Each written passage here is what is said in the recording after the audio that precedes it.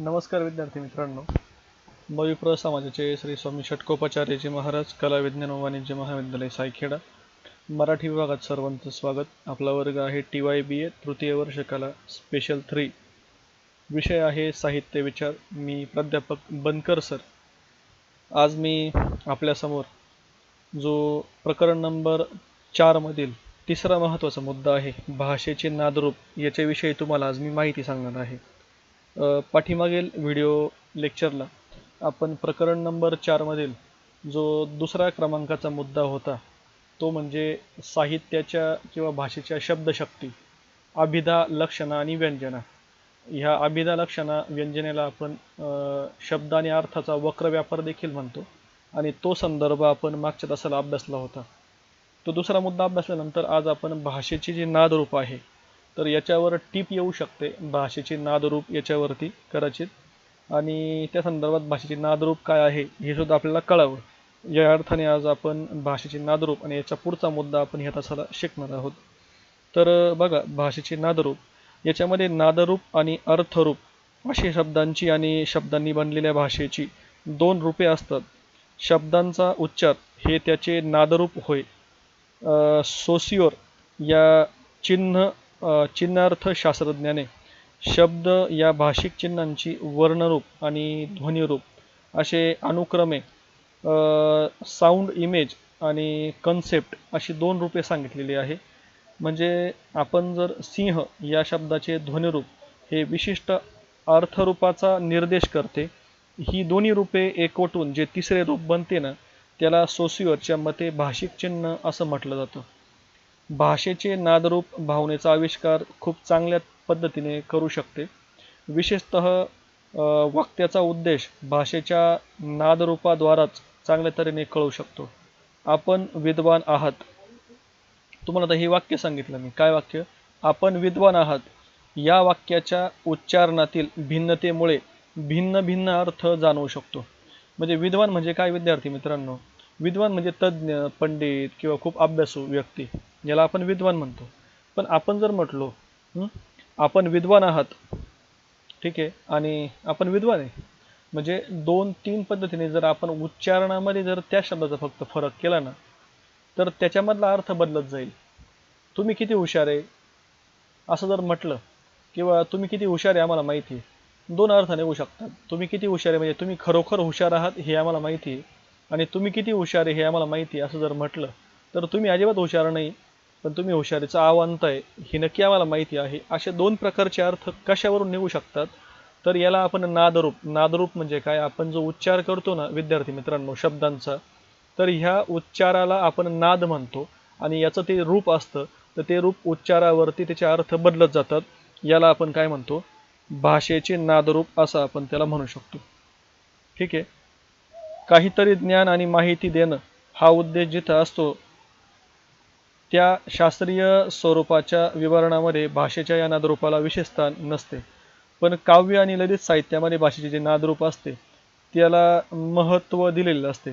संवेदना, भावना आणि विचार या तिन्हींनी बनणारा एक अनुभव तेथे भाषेद्वारा वाचक मनामध्ये उतरत असतो आणि त्यामागे ज्ञान आणि माहिती देणं अशा प्रकारचा उद्देश नसतो.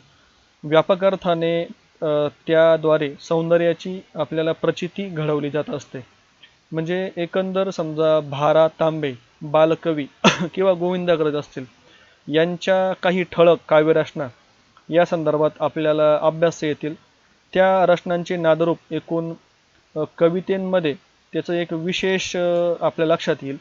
भाषा अपरिचित असली तरी तिच्या उच्चारणावरून त्यामागील उद्देश समजू शकतो आणि त्यावरून ऐकणारा त्याच्या प्रकारची ते अर्थ समजून घेऊ शकतो.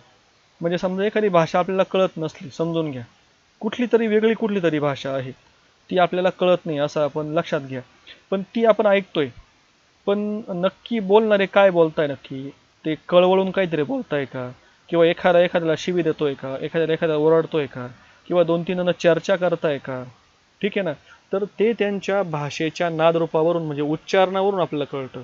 जरी ती भाषा आपल्याला येत नसेल, समजून घ्या, पण ती भाषा आपण ऐकतो, कळत काहीच नाही तुम्हाला, पण नक्की हे काय बोलत असतील, तर हा अंदाज तरी तुम्ही बांधू शकतात. पण हे तुम्ही अंदाज कसा लावू शकतात, तर जे भाषेचं नादरूप आहे ना, नादरूप म्हणजे उच्चारण त्यांचं कसं आहे, आरोह अवरोह, चिडून बोलणं, आवाज वाढवणं, कमी करणं, ठीक आहे.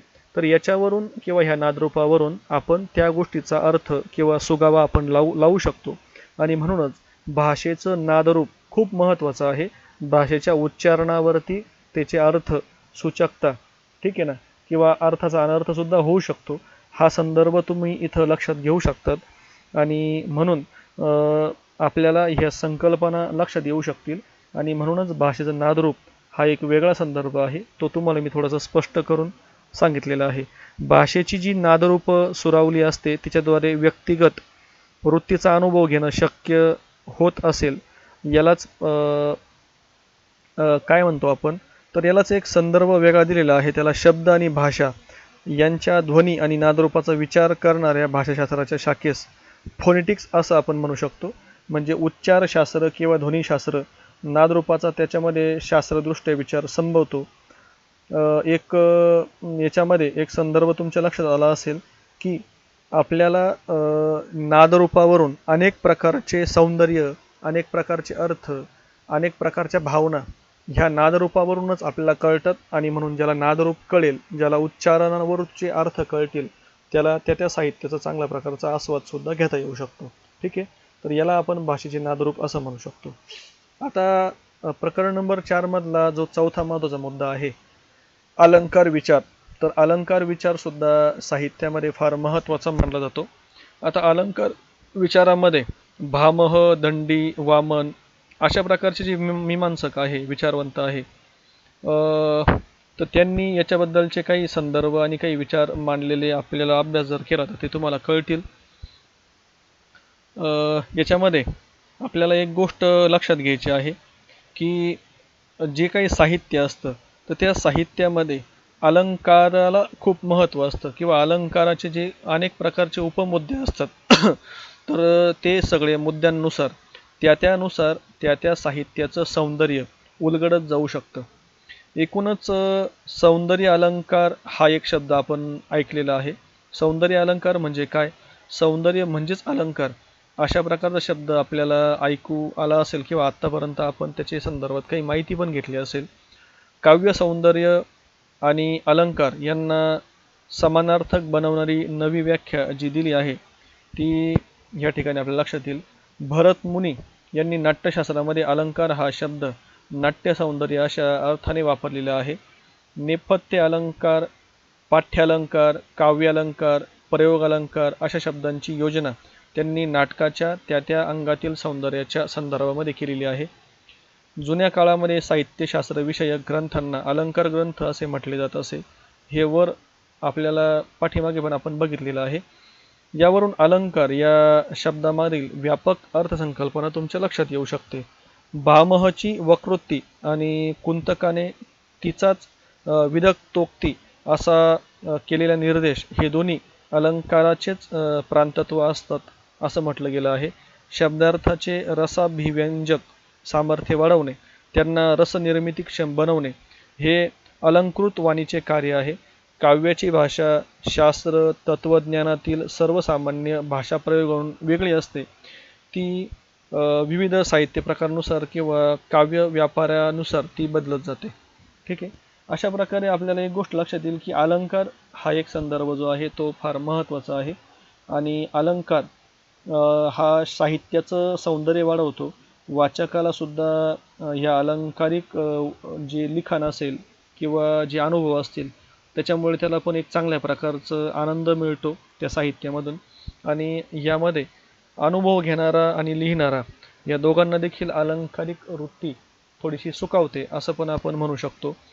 बालकवी यांची फुलराणी ही जी काही एक रचना आहे, तर फुलराणीची रचना याच्यामध्ये थोडंसं अलंकारिकता किंवा अलंकाराचा संदर्भ याच्यामध्ये आपल्याला जाणवेल. म्हणजे फुलराणी ही जी कविता आहे तर ही कशी सुचली, तर एक पुष्प म्हणजे ज्याला आपण फूल म्हणतो, फुलाची कळी, आणि ही फुलाची कळी पाहून बालकवींना कल्पना सुचली, त्यांनी फुलराणी ही कविता लिहिली असावी असं आपल्याला आपण लक्षात घेतो. मग एक फुलाची कळी आणि त्याची फुलराणी म्हणजे एक पद आहे आणि फुलराणी हे दुसरं पद आहे. अशा दोन पदांमध्ये भावनात्मक समानता त्या कवींनी इथं प्रस्थापित केलेली आहे. म्हणजे इमोशनल इक्वॅलिटी आपण ज्याला म्हणतो किंवा ती समानता या ठिकाणी आपल्याला दिसते. हे कवीच्या अनुभूतीचे विवच्छेदक कार्य आणि लक्षण आहे असं आपण म्हणू शकतो. आणि म्हणूनच याच्यामध्ये त्यांनी काय केलंय तर इथं अलंकाराचा उपयोग केलेला आहे या कवितेमध्ये. अलंकार या संज्ञेचा हा व्यापक अर्थ नंतरच्या काळामध्ये कमी झाला आणि त्याला उपमा आणि उत्प्रेक्षा अशा प्रकारचं स्वरूप प्राप्त झालेलं आपल्याला दिसतं. म्हणजे उपमा आणि उपमेय, म्हणजे उपमेय म्हणजे मूळ वस्तू आणि उपमान म्हणजे काय, त्यासारखी दुसरी वस्तू. आपण म्हणतो मुखचंद्र म्हणजे चंद्रासारखे मुख. म्हणजे मुखाला आपण कसली आपण दिली उपमा दिली तर आपण चंद्राची उपमा दिली आपण त्याला. मग असे संदर्भ जे आहे तर त्याला हे अलंकारिक गोष्टींमध्ये येतात, हे लक्षात घ्या.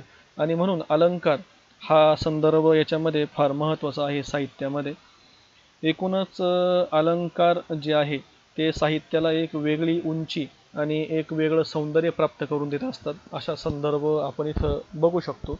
म्हणून भाषेची नादरूप म्हणजे उच्चारावरून निघणारे विविध प्रकारचे अर्थ संदर्भ आणि अलंकार विचारामध्ये अलंकार हे साहित्याला एक वेगळेपणा किंवा वाचकाला रसिकाला सुद्धा ते एक वेगळेपणा, एक वेगळा आनंद संदर्भ देऊ शकतात, एक वेगळी उंची देऊ शकतात.